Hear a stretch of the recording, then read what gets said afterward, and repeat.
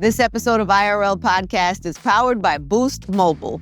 All right, guys, this is the very in real life episode. And I really wanted to do a check-in this week because so much has been going on. Nyla, of course, been rocking with us since the beginning of this pod. And then Brittany, of course, is my executive producer of the Angie Martinez IRL podcast. First of all, we've made the big shift and now we're dropping every Wednesday. So much more content. Love that. But in the theme of in real life this week, Angie and I got to shoot our first short film, and Angie was in full-fledged director mode. Yes. I did it. I love it. Finally. Like you. Nyla knows but this has been a road I've been trying to go down for a long time, and also let her read an early version of the script. And how was it? How did it go? Oh my God, it was amazing. First of all, really hard. I will do it. I think I'm going to do an episode later down the line, like the 10 things I learned from shooting a short film, because there really is so much to learn. I learned so much. Like it was a 2-day shoot. Day one, I got my ass kicked real bad. Real bad. It was just like things were going wrong. People were going to the wrong location. I didn't have necessarily the help on certain things that I thought I was going to have. Brittany was managing wardrobe and cast and just everybody at the same time. We shot it at a golf course. So there was a lot of distance in between us and us trying to wrangle everybody and shoot. It just was crazy. So there were some things I missed. If I were rating myself like on a 1 to 10, I think day one would have been like a 6 or a 6, like a 6, because it was my first time, maybe a 7, but like a 6. And then day 2 was probably a 7. So a little bit of improvement, but we got some amazing things. We never shot a film. Well, I've shot like documentaries, things like that. We've worked on projects. We do the podcast, but like a scripted project is such a different experience. And I don't know why I always thought of it like this big, scary thing. And then we did it and I was like, oh, like, yes, it was hard. Yes, I got my ass kicked. But also I thought, why haven't I done this sooner? Like, you're going to get your ass kicked the first shoot, no matter when you start, no matter when it's going to be. It's like, you're going to have to learn some things before you get good at it. And so I knew that going in, but I don't know what made me wait so long. Like, I don't know. But so it felt really good to get it across the finish line. Brittany and I did, I don't know. She lived in my house for like 4 days. Literally, I was like, what's the point? We're shooting for 12 hours of the day. What's the point of leaving? I'm just going to crash at the headquarters. Wow. She just slept over. We worked from morning to night. It was a really big deal. But I learned a lot of things from this experience. What? Number one, about like, I don't know, we always have like big ideas of things we want to do. And sometimes if you let them sit too long, they become like, they seem so far away and like such a big task. When it's just like, shout out to Eve, my friend Eve. He's also a director. He just directed his first film. He's done a whole bunch of episodes of like Power and all those shows and videos. And he just was like, just shoot it. Like, just shoot it. And I was like, no, it costs all this money. He was like, you could do it for less and you could ask for favors and you could, cross this out and cut that off and, whatever. He helped me frame the idea of like, yeah, why don't I just do this? And then once Brittany and I decided, okay, we're just going to do it. Then it was like we were off to the races. We got our first location. Location said yes to us. Shout out to Liberty National and 5 Iron in New York, who they wanted to support me as a first-time director. They wanted to support me making a piece that was multicultural and in the golf space, and because the script is in the golf space. They let me use their places, and they gave me a specific date. Like, well, you could use it on this date at this time. So that me and Brittany were like, oh, shit. We have a place to shoot. We have less than 2 weeks. We have no cast. We have no wardrobe. We have no cameras. Like, we had nothing. So we had like 2 weeks to like get a cast together, get a crew. But so we did it. And it's so funny because Britt and I, like I said, we were like in the house tied down to the thing. My mother had come by a couple of times and she was like, but you guys are really working hard. She's like, but you seem like you're having fun. I was like, you know what? I am having fun. And it was like a reminder, like, you could work that hard and it could be fun. It's because we were learning something. It's because we were doing something that we'd been wanting to do for so long. And then also it just felt like we were doing what we were supposed to be doing. Like we were right in the pocket of our path. And we knew that because we kept getting God winks the whole time. People just offering favors. People saying, yeah, I got you. I know a person. Oh, you know what? I know a guy. And he call him. And then we're trying to get a cast together and all the pieces just came together. And I shot my first film. And that was last week, Monday and Tuesday. So now we go into edit. And now I'm officially a director, and Brittany is an official executive producer. And wait, but let's go back a second to the whole God wink thing. I know I just ran through it because Nyla doesn't know. We haven't seen her, so I wanted to tell her. How awesome, though! I'm so proud of you guys. Hey guys, you ever sign up for a phone plan thinking, wow, this is a great price? And then a few months later, it's like, surprise, this bill is higher. With Boost Mobile, you pay $25 a month forever. That's unlimited talk, text, and data starting at just $25 a month. So no price hikes, no contract, forever. Plus, Boost Mobile is now a legit nationwide 5G network. They have invested billions building 5G towers across the country. So visit boostmobile.com or head to your local Boost store today and get unlimited talk, text, and data for $25 a month forever. 5G speeds not available in all areas. After 30 gigabytes, customers may experience slower speeds. Customers will pay $25 a month as long as they remain active on the Boost Unlimited plan. You guys recorded in 2 days?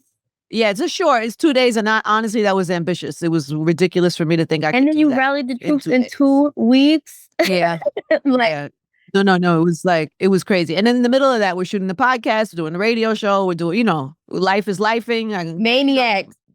One's going off to college. So there's a lot happening within that 2 weeks. Christian left for college. Yeah, it was just a lot. But, it's that idea of like something you prepare for and then the moment happens and it's like, what are you going to do? Wait for the perfect time and buy yourself more time? Sometimes it's like, you got to jump in the pool. And that's kind of like what I felt like I was doing. I was like, you know what? I have this story. I really believe in it. I really see it. I can see it. And, well, I love how you said how you guys kept getting God winks. What are some of the God winks that you got? Oh my God. I think you should start with the first wink was like getting the locations to agree so quickly, because it was like it happened in the span of like 2 days. Like we called, we're sitting in the kitchen brainstorming, well, where should we shoot? Well, maybe this place will let us. Hopping on the phone, and like the answers of positivity were coming in really quick, where most production, anyone in the production space or anyone who creates content, if you're like comedians who do scripts, like it takes a long time. It can take a lot of time to get everyone's schedules coordinated, to get everything. So the fact that things were kind of like falling into place, at least with the location, was like, okay, one it happens one time, you think, I just got lucky, but then something else would happen, and then something else and something else. Like a few days before we shot, Angie had to go host at this Jordan event. Jordan had this big event at the pier. Oh my God, Nyla. Did you see it? I put it on Instagram. You saw the photos? It was a dope event. It was like playing basketball on the roof. It was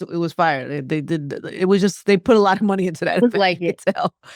But I walk in and they seat me in this basketball court on the rooftop, and who's sitting right across from me? Who loves basketball? Take a guess. And is from New York and loves basketball. And is also a director. And makes movies. Yes! Spike Lee is sitting right across from me. And I'm thinking to myself, now what day was that? Saturday? Yes, I think so. Yeah. Yeah. I was sitting there. It's a Saturday. I'm getting ready on Monday. Mind you, for the past 2 weeks, we've been like not sleeping, preparing for this film.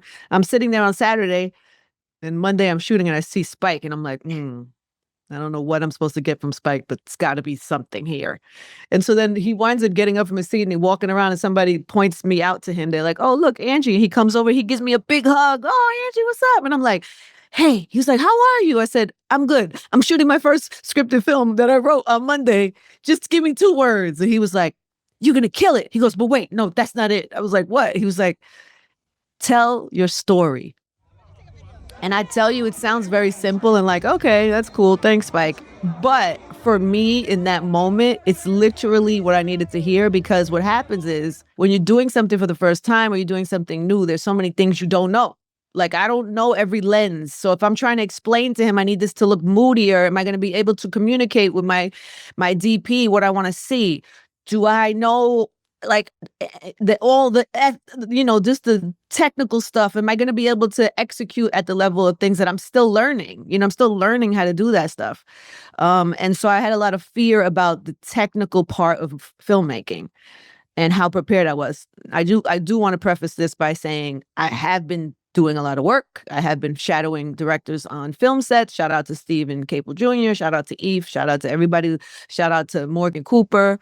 There have been directors and people who have known I've been trying to do this for years and have been putting their arms around me and helping me and teaching me. And I've done all of those, by the way, all those master classes, those like online master classes, all of COVID. I did Scorsese, Spike, I did all the writers, David Mamet. I watched all of the master classes of filmmaking during COVID because I knew, even back then, I knew that this is something that I wanted to do.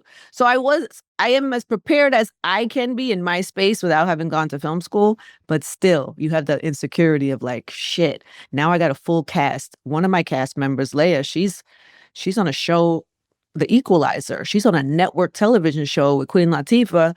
She knows how a professional production and director and I don't want to like fuck some basic shit up in front of this young girl who's looking at me as, the person who's going to lead this too. So I was having a little bit of those insecurities. So something about when he said to me, tell your story, it's just a reminder that like, because nobody knows the story I have in my head. Like there is no seasoned director in the world that could come in and tell the story that we were about to shoot better than I could. You know what I'm saying? So to me, that was like what I needed to hear in that moment. And I think that is, I don't know. I hope that lands for somebody because to me, it was very meaningful and very important. It's like, don't forget what you're good at and why you're doing this. Like, don't get caught up in the bullshit of like, maybe I'm not good at this part. Maybe I don't know this. Maybe all the insecurities that we have over things that we try to do, but then focus on what you know. Focus on what separates you. Focus on what you're good at and so to me, I know that part. I wrote the script. It's my story. Nobody could tell that story better than I could tell it. And so hearing that from him in that moment, I was like, got it. Thank you. I'm good. It just like set off a little extra confidence that I needed in that moment. That simple little thing. So I don't know. I hope where that lands for somebody, but that shit landed for me and I needed that. So yeah, I had that in my head the whole time. Every time I didn't know how to say something properly on set. I'm curious. Because I've worked with you before, Angie, not in this space, obviously, but how are you as a director? Is it intense? Because you could be a perfectionist. What was the energy on set? You know what's so funny? You're right. The thing is you have 2 days to shoot, which is ridiculously ambitious, especially as a first-time filmmaker. Like, even when I said it to some of my people who make films, they were like, you sure? You sure you want to do that? So it was super ambitious already. So I didn't have the time to nitpick over details. It was like, we had to get it done, which I think for me was probably in my best interest. I will nitpick and be super detail oriented when I'm editing because this is my nature. But also the thing about directing is like, it's not just me. It's like driving a boat. Yes, it's my vision and I got to get it out and I'm leading, but you can't bulldoze a boat and because everybody has to row. It's like, I can't row a whole ship by myself, right? So it's like, I need to rely on the DP to do what the DP does. I need to rely on wardrobe to do what the wardrobe does. I need to rely on the lighting guy to make sure that the lighting is right and that sound guy to do sound. So that forces you to let go of some of the reins on certain things and pray that the people that you put in place deliver the way that they're supposed to. And luckily we did. We had great people. I think it's actually a good exercise for me of like leaning into like trusting people to do what they do. There was times where Brittany was like, I was like, what, why are we? And then I had to just trust that she's smart. She knows me. She's in this as much as I am. Fine, Britt. We can't get those people for another hour. Fine. Whereas before, like old me be like, well, tell me why. Well, what can I do to fix that? I just had to trust that if she's saying this can't happen for an hour, it can't. And it is not my job to figure that part out. So that's a different role. That's different for me. But I think I did pretty good considering my Capricorn tendencies. Well, I love it. What would you say? What would you say? Absolutely. I think because I think the God winks pushed us into urgency that normally when we have more time on a project, when we have more time on a podcast episode that maybe we shot a month ago and we have extra days to edit, like it makes us find things that sometimes aren't even there. So by being like, hey, these are all the firm deadlines, we have to shoot it on these 2 days, it's all we got. It pushes us to maneuver differently. So and pushes you to trust the process. The whole time I felt like we're doing what we're supposed to be doing. There was way too many things that were given to us that we shouldn't have gotten. Like people were just showing up to help.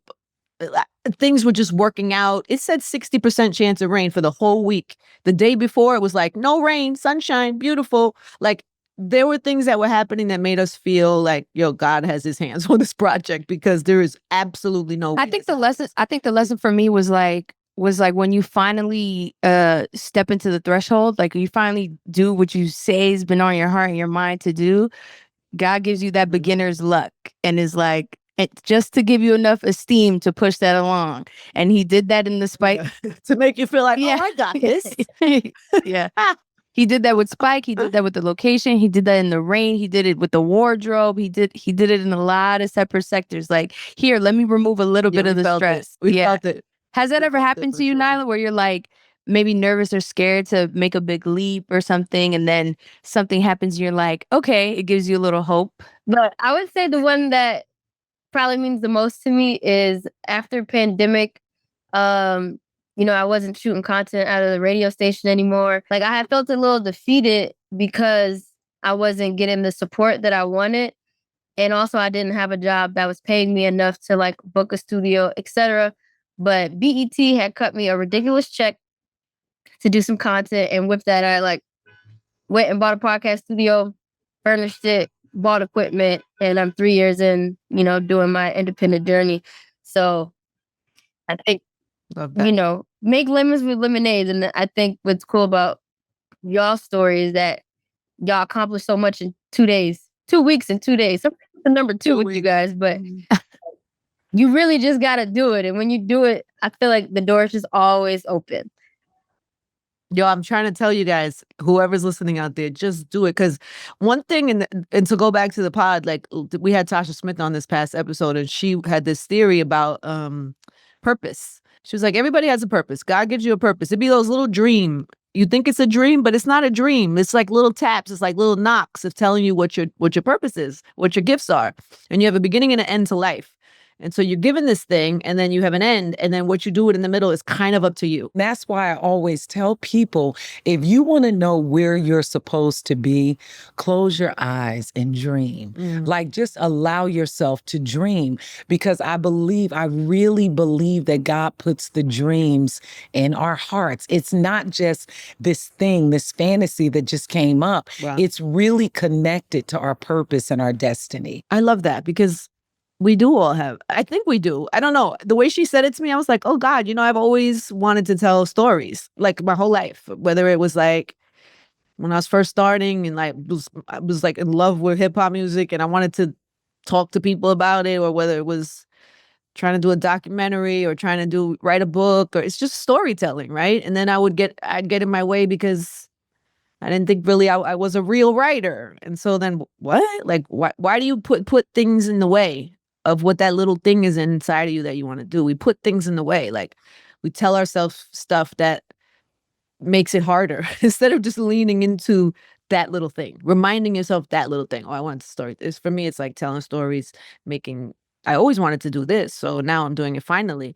But I'm sure I got in my own way many years from not doing this sooner. It's because probably I let doubt, fear, insecurity, all that type of stuff get in the way of doing something you want to do. Who cares where it lands? Just jump in the water, because you have to do it. Because what's the alternative? You never do it. And then you're sitting somewhere and the end of your life and you're like, damn, I wish I would have maybe one day, blah, blah, blah, blah, blah.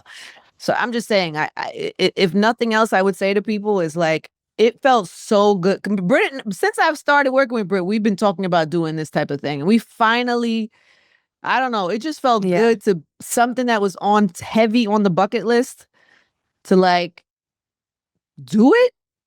Did we do it perfect? No. I got to look at the edit now. I'm going to be screaming because I'm going to be like, oh, we missed that shot, or, oh, why did it, I'm going to do all that, but it doesn't matter. It's like, did we do it perfect? No, but we did it. I'm You did it. It's a big happy. deal. I really am super, super proud of both of you guys. Like, I've been Thank watching you. from afar. This is so long overdue. I can't wait to see it. I already know it's gonna be great. The script was great. Like, I'm really proud of you guys. Thanks, Yeah. Nag. And also, Aunt, you're the one who told me you can't be afraid to suck. Hello. You can't be afraid. Can't be afraid to suck. You're I was like, all right, let's Sometimes you be giving people advice because it's the shit you need to remind yourself. I'd be like, don't be afraid. That's also to myself. Like, don't be afraid. Because like you said, I like to control shit. I like to do, I like to try to perfect it. Sometimes it's like, man, just I can't do wait it. to see you on set. Oh my God. It was so much fun. Like, there's going to be more because now I'm like an addict. And I feel like this is another thing I want to say because you guys are both young, right? But there is an age thing that happens where women are like expected to just be what they are and then that's it past a certain point. And I always go to Martha Stewart. Martha Stewart started that $1 billion business at 50 years old. What? Made a $1 billion business at 50 years old. That's when, I mean, she was already doing Martha Stewart stuff, but the company that she built, she started at 50 and became a $1 billion company. The point is like, who cares? Doesn't matter. You always got to grow. You always got to do new stuff. It could be the first time for whatever. So I remember being like, I was probably a little younger than you guys. I was probably like in my 20s. And I remember thinking to myself, this was when I was like dabbling in music and stuff. And I thought, I want to learn how to play an instrument. No, it's too bad I didn't learn how to play an instrument. And I remember that being so final. Like I had the thought like, too bad I could never learn how to play an instrument. I'm probably 28, 27. You know how nice I would be right now if I would have just started on that day?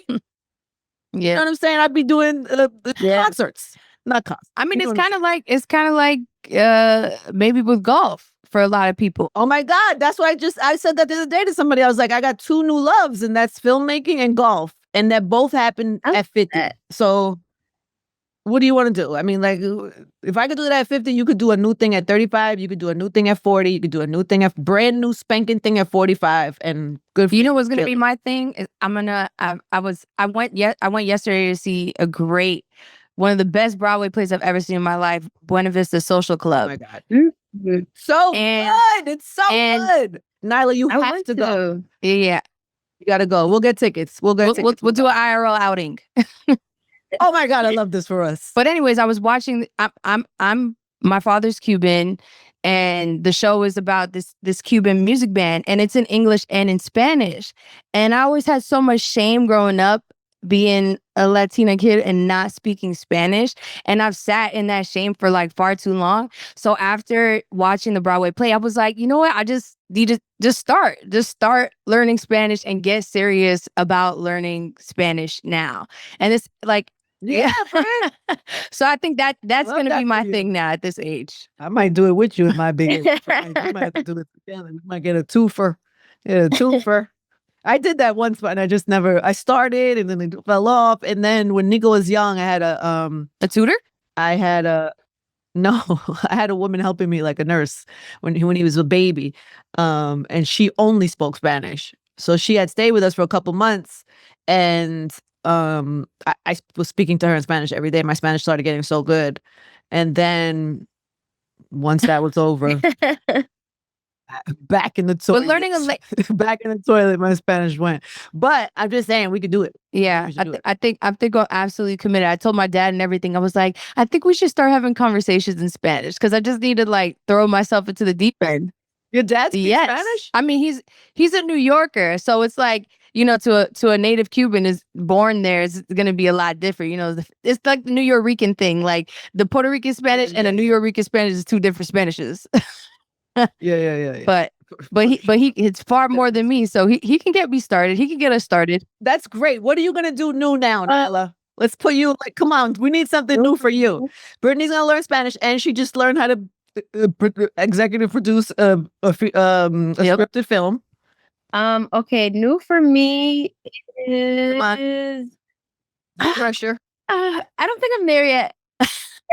It can be something simple. It doesn't have to be crazy. No, there's something. You already know. It's already in you. Well, I have all my next lives planned already. What do you mean your Like next what I'm gonna do once I'm done doing what I'm doing right now. So I'm probably gonna DJ, lean into DJing and music a little more for the next 2 to 3 years. And then after that I want to pivot to like crocheting full time, doing like designer work. Yeah, but you guys know I crochet. Like, as I know you crochet like for a hobby. I didn't know this was like a thing. You're gonna make and sell things? But I wanted it to be like, okay, I'm done being outside. I'm inside. Hopefully, maybe have a kid or something, and then I'm just crocheting all day. Crocheting outfits for my home. Crocheting with babies. Babies and crochet. This is not the answer I expected from you. But if you like it, I love it. That's what I like. But I already 5 plus. Mm-hmm. Yeah, we got some time.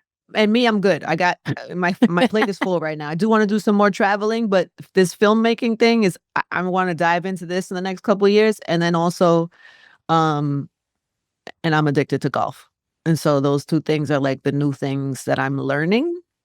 And then maybe I'll do some lessons with Brittany. I'll pop into a couple of her Spanish lessons. I love this for us in real life goals. Check it. You guys got to check in to see how much we've progressed on the next in between episode.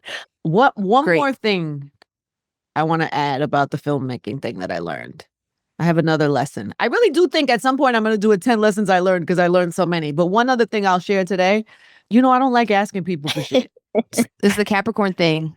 I really don't, because my feelings get hurt if they don't deliver. Number one. Number two, you slow me down if I'm depending on somebody and they don't deliver. It's just like a lot of reasons why I don't like to ask people for anything. I could not do this film if I didn't ask a lot of favors and a lot of things for a lot of people. We needed some money. I called Pekkas to help me try to get some money. I needed crew. Eve helped us get a crew. I needed locations. I called my friend, hey, you know somebody at this spot because I need a blah, blah, blah. Shout out to Megan. Shout out to, G-Spit. Shout out to everybody. We needed cameos. Shout out to Yuli Terrero, who's a casting director who did me a favor and said, oh, I know this kid. You should meet him. We put him on Zoom. We auditioned him. He was amazing. Shout out to Armani. I don't know. I just because like we said, we felt like God was on this project. It almost gave me like a freedom to be like, maybe people will help. Let me just put that shit down and let me try. You know what I'm saying? Like, let me try. And I asked a lot of favors of a lot of people, and a lot of people delivered. And the ones that couldn't, it's okay. Like, I didn't feel no way. Like, I called I had to call my mother, and my aunt Melanie did craft services. We didn't have money for craft services. They did the food. Like, I needed favors, and that sounds like a small thing, but that means my mother and my aunt were shopping and getting food for a whole crew, for 30 people, for setting up the table, making sure everybody cleaned up. Like, it was a big ask.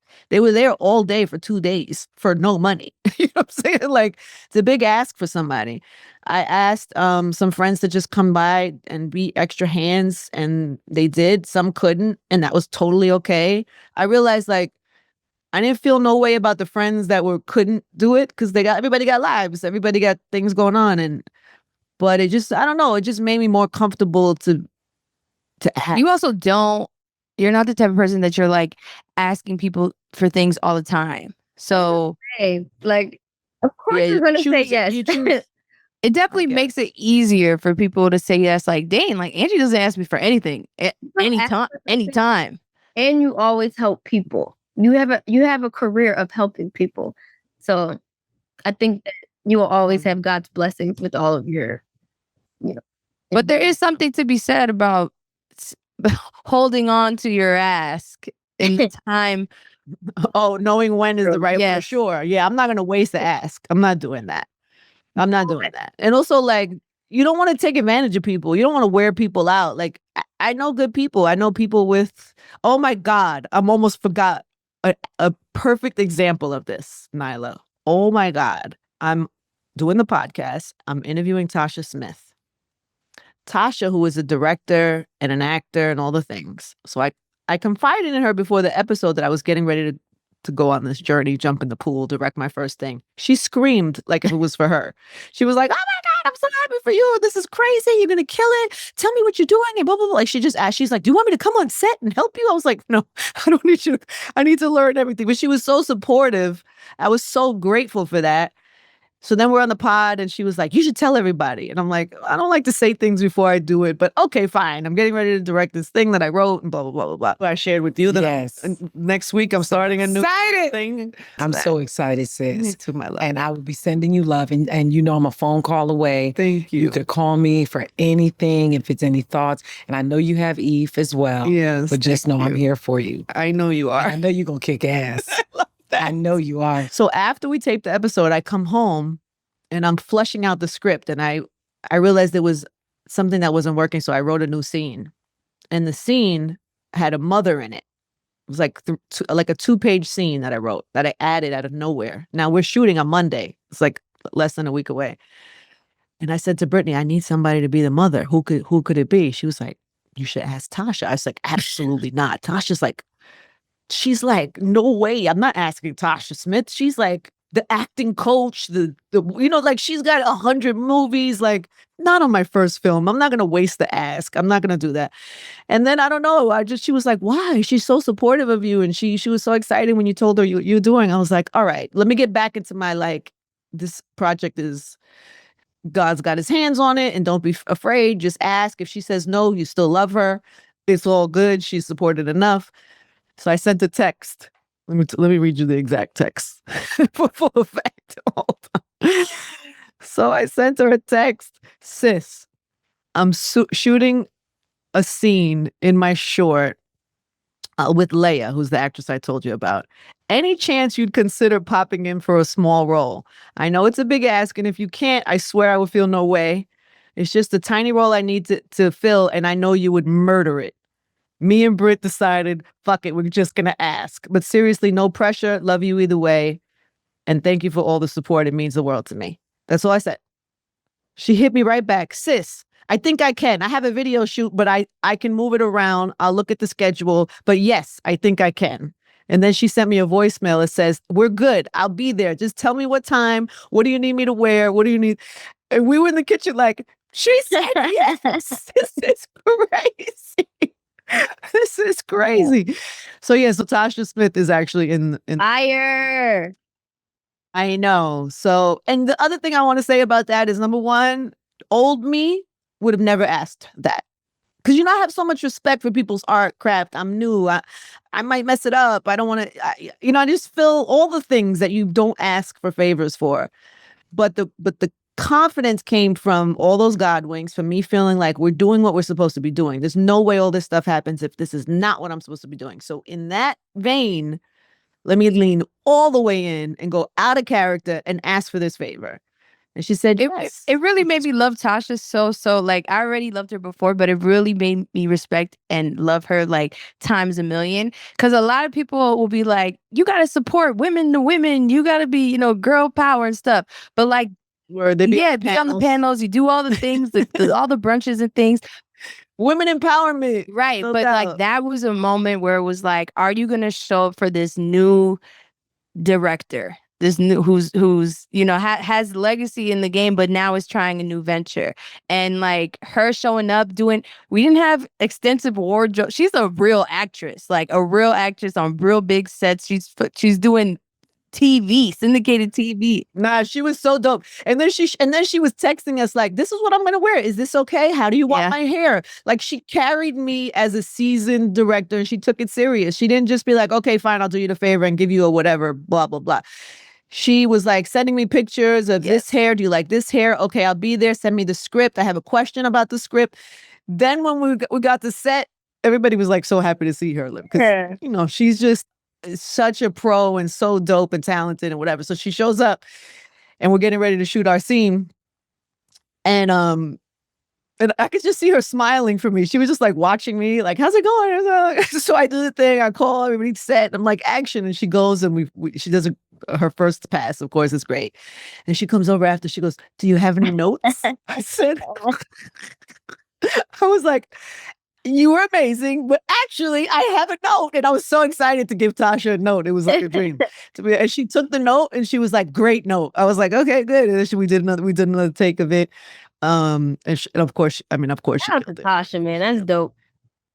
Isn't that dope? Like sometimes you like, you know how it is, man. People ask for stuff all the time. Sometimes we can do it, sometimes I can't, you know. And so I know if she couldn't, she couldn't. It's okay. She's entitled to.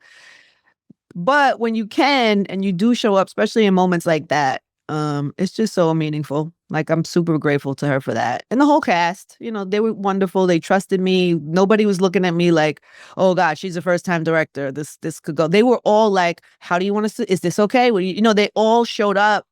They knew their lines. They were on time. There was a lot of, you know, anytime you're making a film or anything, there's always a lot of waiting. Everybody was super patient. And it was just, I mean, it was the perfect experience for a first-time director or filmmaker to have. It's the perfect amount of people. My mom's there, my aunt, they're doing catering. Brittany's running around like a crazy lady trying to handle everything.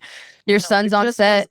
My son Nico was there. He was like he jumped in on it for a cameo with Cece in this one little scene, but he also was driving people around, driving my actors home, picking up things, moving props. Like, yes. No, it was like a family thing. So that part of it was really fun too, because you know we didn't have a budget for all those. And it's cool because now we all have this memory that we share. Yeah. You know, super dope. Yeah, super dope. So I think use your community when it's the time. Don't wear people out. Don't ask for favors all the time. But when you're doing something meaningful and you're doing something that's like important, use your community. People love you, and if they love you, they want to do it. And if you haven't worn people out and asked for things all the time, you know, then they kind of want to. And I don't know. It was a great lesson for me. It doesn't mean I'm going to completely change and be asking for people things all the time now, but I will give myself permission to if it's something I feel passionate. Yeah, is important. Yeah, important or meaningful or. Yeah. And it's not just about me, because that's the thing about filmmaking. It's really not just about you. Yes, I wrote this story, but once you give that story to that cast and that crew and your team, that story becomes everybody's story. Like we are all trying to tell this same story together. So it really becomes a community thing. So it's almost like you're fighting not just for yourself and this vision, but you're fighting to give everybody the tools they need to do the job. So it's like, I don't know, just was a really, really dope. You really been living out you posted the other day, like, fuck it, just do it. You've been, yeah. Fuck it, why not? Oh, I'm in my fucking why not season all day. I did my Telfar ad with Telfar and Timberland. I let them put a wig on me. I never do wigs. I was with all the shits. I was like, yes. I was acting up on set because they put a hat. Loving this for you. You're into it? I love all the Instagram posts. I love Outside Angie. I love Director. I'm so proud. Yes. Well, thank you for your support. I don't know where this goes, but I'm having fun. So anyway, I just want to, one of the reasons for these episodes that we'll be doing now in between interviews is because I think it's important to include our community, like our IRL community, in things that are happening in real life, aside from just our guests and our interviews, which I'm super grateful and amazing. And Regina King was, that was tough, but it was lovely. And I was grateful that she trusted me enough to sit in the chair, and it was meaningful. I took that home with me. Like my heart was, like I felt her inside my heart for like at least 3 days after that conversation. But she was just, I don't know. She's trying her best. She's a warrior. She's showing up, which, man, just showing up, right? And you go through something like that, and she's talking about her darkest days. She says she cries every day still, but to be in that state and still show up is such a beautiful thing to witness. And so I appreciate that. Tasha was being a preacher, cursing and being a preacher and being amazing. So yeah, the interviews are still going and that's happening, but I think we'll be doing in real life. Did we name these episodes yet or what? No. In real life this week? IRL this week? IRL this week. Anything else happen this week we want to wrap up with? I mean, Cardi B? Hold on. I want to change my, what is it, new hobby? Oh, okay. This is a current one that I'm actually about to start. Is it a hobby or is it a goal or is it a? I don't know what the hell it is, but I'm gonna be on Substack now. And I'm on there just as like a on go, like a watcher. Like I retweet people's articles, I commented on people's stuff, but I'm actually gonna start like releasing my own, I guess, little diary posts. Yeah, and I'm really excited about that, just because I'm a fan of written media. Like I started at the Source magazine, so I like that type of stuff. So the fact that Substack is actually up and bubbling, so my goal is to have one meaningful piece up a month. One a month. And my first one's done. I just haven't released it yet, but I keep rereading it, tweaking it, changing it, and then next thing you know, I've written something completely different. So, but at some point, I'm going to release it. Put it out. Jump in the pool, Nyla. Jump in the pool. Just do it, because next month you got to do another one. So even if it's not perfect, who cares? Go. Just do it. I love that. Tweak as you go. Tweak as you go. Anything go on culturally or in the news or anything this week that we want to touch on, IRL? I mean, we really loved Cardi B's always in the news lately. Cardi was heavy on the news. She was in my trending topics all week this week because her court case was the greatest content of the year to me. Of her with her faces and her things and her all like her silly ass questions. Like, what? No, it was absolutely ridiculous. And I think she knew that, and she knew going in, and she went there on some like, okay, you want me to do this? Okay, fine. And she showed up and made it entertaining. She's like using clips of it now or photos of it now to like promote her album. Like she made it work for her, because it's stupid that she had to go through that. And then I feel like she was kind of trolling everybody with that outfit. When she took the outfit off, and is she pregnant or not? We have no idea. We don't know for certain. We don't need to know, because we don't need to be in her ovaries. She'll tell us when she wants us to know. You're right. Pregnant or not. But the fact that she was like trolling people, I think is funny and dope and good for her, because she should have fun. You know what I'm saying? Like none of this shit. Like if you're not having fun, what is the purpose of any of what you do? You got to put some fun in there. So she looked like she was having fun. So I thoroughly good. More fun from Cardi. That's what I want, actually. Right? More fun. Have fun. That's what she was. That's what she's been known for. That, and she flipped the script and took control of the narrative. She's like, "I'm funny. This whole thing is funny. Let me show you funny." Yeah. Anything else in real life this week? By the way, before we go, I have to shout out to Telfar, because I obsessed with him. I think he's. we went to do the shoot. Again, it's the vibes, right, and having fun. I was like, all right, fuck it, let's go have fun. But we went there. He's got his place is like, it's just this like studio. It's like a creative person imaginary wonderland. It's like Candyland for a creative. And it's like lights and pictures and clothing. It just is like I don't know. It's just a creative little. It's like the antithesis, and he's running around. It's like the antithesis of a corporate. Like whatever you. It's so not corporate. It's so fun. It's so authentic. It's just this, I don't know. It's just amazing to see what he's built. And I was so honored that he asked me to be part of that campaign. And Erykah Badu was there. And I don't want to start naming everybody because I'm going to forget, because there was a whole bunch of people there. But the fact that he included me was super dope, and I had a great time. So thank you to him for that. So go copy your Telfar Timberland boots and do all the things. I think we're good here. I think we've gave the people what they wanted to hear. Next week, we would like to invite some of you to join us for the conversation. So where do they go? Where do they reach out? I was thinking they should come with their God wink or their new thing that they're gonna try. Like, oh, I heard. So if you listened through this episode, you made it to the end. Now we're inviting you to come on to the next one with your God wink moment or your new hobby. And you can send an email to booking@angiemartinez.com. Yeah, that's right? That is the email in the bio. You don't have to have a God wink. You don't have to have none of those things. If you just you have a question, you want to check in, you're a fan of the pod, you have an idea. We want to meet all the people.